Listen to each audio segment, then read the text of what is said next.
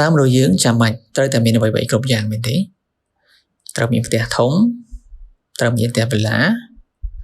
ត្រូវមានឡានហើយឡាននឹងឡានទំនើបទៀតត្រូវមានគ្រឿងអលង្ការថ្លៃត្រូវមានរបស់ទំនើបប្រើប្រាស់ដូចជាទូរស័ព្ទដៃទូរទស្សន៍ម៉ាស៊ីនត្រជាក់ជាដើមអញ្ចឹង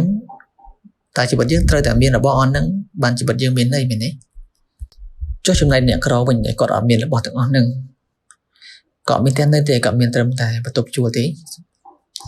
ក៏មានឡានទំនើបឡានថ្លៃជាទីគេទេសូម្បីតែឡានចាស់ក៏អត់មានដែរក៏មានត្រឹមតែម៉ូតូជីទេមានសម្ភារៈប្រើប្រាស់វិញក៏អត់មានរបស់ថ្លៃទេក៏មានត្រឹមតែទូរស័ព្ទតម្លៃសមរម្យក៏មានរបស់ប្រើប្រាស់ត្រឹមតែមួយសមរម្យប៉ុណ្្នឹងឯងអញ្ចឹងតើជីវិតអ្នកក្រគឺអត់មានន័យមែនទេលុះត្រាតែពួកគាត់មានអ្វីៗគ្រប់បែបយ៉ាងដូចអ្នកមានដែរបានជីវិតគាត់មានន័យមែនទេសម្រាប់បងប្អូនដែលគាត់អត់មានអ្វីៗគ្រប់យ៉ាងដូចគេហើយគាត់មកអង្គុយតូចចិត្តនឹងព្រំលិខិតអង្គុយតូចចិត្តនឹងព្រៃវាសនាអ្នកខ្លះទៀតគាត់ក៏ទៅបន្ទោសខ្លួនឯងបន្ទោសអ្នកជុំវិញខ្លួនបន្ទោសឪពុកម្ដាយបន្ទោសប្រពន្ធឬក៏បន្ទោសប្តីអញ្ចឹងទៅតែមកពីខ្លួនឯងឬក៏មកពីអ្នកជុំវិញខ្លួនបានជាធ្វើឲ្យគាត់អត់មានអីដូចគេបានជាធ្វើឲ្យគាត់ក្រដូចនេះហើយតូចចិត្តនឹងខ្លួនឯងហើយគិតថាមានតែអ្នកមានទេបានជីវិតគេមានអត្ថន័យជីវិតគេរស់នៅបានល្អប្រសើរហើយខ្លួនឯងវិញគឺអត់មានអីដែលល្អប្រសើរដូចគេទេសម្រាប់បងប្អូនដែលគាត់យល់ឃើញបែបនេះខ្ញុំគិតថាបងប្អូនកំពុងតែយល់ខុសហើយបងប្អូនកំពុងតែគិតខុសលើខ្លួនឯងហើយក៏កំពុងតែធ្វើខ្លួនឯងធ្លាក់ចុះនៅទឹកចិត្តឬក៏កំពុងតែបំបាក់ទឹកចិត្តខ្លួនឯងហើយតាមពិតទៅមនុស្សយើងរស់នៅមិនចាំបាច់ទូតែមានអ្វីគ្រប់បែបយ៉ាងមិនចាំបាច់ទូតែមានរបស់ទំនើបប្រើប្រាស់ទើបបានជីវិតយើងមានន័យឬក៏ជីវិតយើងមានក្តីសុខនោះទេក្តីសុខវាអត់ត្រូវការរបស់ខាងក្រៅទាំងអស់នោះទេអញ្ចឹងយើងលើកទៅដល់សម័យមុនមនុស្សយើងសម័យមុនគឺអត់មានអ្វីៗគ្រប់បែបយ៉ាងក្នុងពេលបច្ចុប្បន្នទេក៏ប៉ុន្តែមនុស្សយើងសម័យមុនគឺចេះស្រឡាញ់គ្នាចេះជួយគ្នាហើយរស់នៅពោពេញទៅដោយក្តីសុខប៉ុន្តែសប្តាហ៍ថ្ងៃនេះវិញមនុស្សយើងម្នាក់គឺមានរបស់របរប្រើប្រាស់ទំនើបមានអ្វីសពបែបយ៉ាងដែលមនុស្សសម័យមុនអត់មានក៏ប៉ុន្តែបើយើងនិយាយពីក្តីសុខវិញខ្ញុំគិតថាបច្ចុប្បន្ននេះគឺមនុស្សសម័យលើនេះគឺក្តីសុខគឺតិចជាងមនុស្សសម័យមុនឆ្ងាយណាស់តើបងប្អូនគិតថាសម្ភារៈទាំងអស់នោះរបស់របរទាំងអស់នោះវាពិតជាធ្វើឲ្យយើងមានក្តីសុខមែនទេតាមពិតវាមិនមែនអញ្ចឹងទាំងអស់ទេនៅពីក្រោយភាពហឺហារបស់មនុស្សយើងនៅពីក្រោយភាពមានបានមានឡានមានផ្ទះ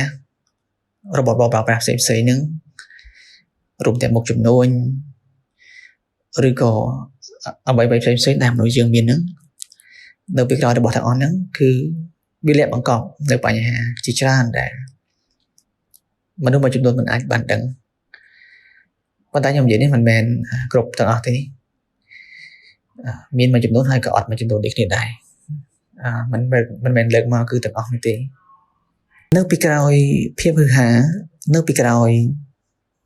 សម្ភារៈទាំងអស់ហ្នឹងនៅពីក្រោយភាពមានបានទាំងអស់ហ្នឹងអ្វីដែលពួកគាត់ត្រូវប្រឈមមុខនោះគឺបំណុលបងប្អូនអញ្ចឹងអ្វីដែលពួកគាត់មានគឺបំណុលអញ្ចឹងនៅពីក្រោយអ្វីៗគ្រប់យ៉ាងគឺបំណុលអញ្ចឹងអ្នកមានមួយចំនួនហ្នឹងគឺគាត់ទៅរែកពន្ធបំណុលជាច្រើនដែលអ្នកក្រមិនដែលបានដឹងអញ្ចឹងបើសិនជាថ្ងៃណាមួយគាត់ជួបប្រទះនូវបញ្ហាគាត់នឹងត្រូវប្រឈមមុខជាមួយនឹងម្ចាស់បំណុលរបស់គាត់គឺធនាគារ